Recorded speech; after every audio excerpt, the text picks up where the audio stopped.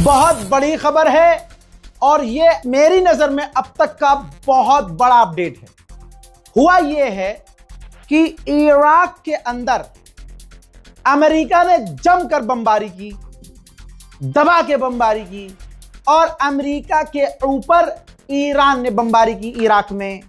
अब ईरान और अमेरिका दोनों से इराक तो नाराज है, अमेरिका से ज्यादा, क्योंकि इराक पहले से कह रहा है कि हमारे मुल्क से निकलो, वही बात तो ईरान कह रहा है। अब ईरान के जो समर्थक ग्रुप हैं शिया समुदाय के, जो शिया संगठन है वहां, वो भाई अलग अपनी मिलिट्री चलाती है जो अनऑथराइज थी अब तक, समझ गए? यानी इराक की ऑफिशियल फौज अलग और जो ईरान समर्थक ग्रुप है वो अलग।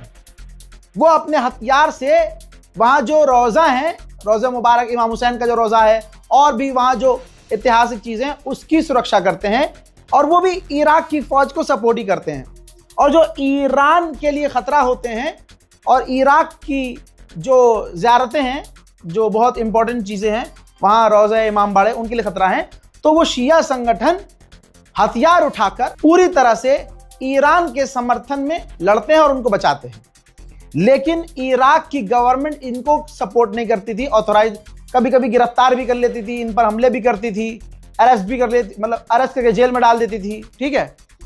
अब जब अमेरिका ने इराक पर ईरान समर्थक ग्रुपों पर हमले किए, इन्हीं के ऊपर हमले किए और इनकी लगातार मौतें हुई, और फिर इराक के अलग अलग जगहों पर इन्हीं लोगों को निशाना बनाते हुए अमेरिका ने हमले किए, तो आज जब आप सो रहे होंगे भारत के वक्त के मुताबिक, मान लीजिए सुबह 4 बजे, 3 से 4 के बीच में इराक गवर्नमेंट ने आधिकारिक ऐलान कर दिया। यह है वीडियो जिसमें इराक के minister council for national security, उन्होंने ऑथराइज कर दिया वो जो इराक के शिया लड़ाके हैं जो अब तक इल्लीगल थे, उनको अलाउ कर दिया है कि आपके ऊपर अब अगर कोई आतंकी हमला होता है या अमेरिका इजराइल हमला करते हैं तो आप पलटवार कर सकते हैं, आपको पूरा अधिकार है, आप खुलकर मैदान में आकर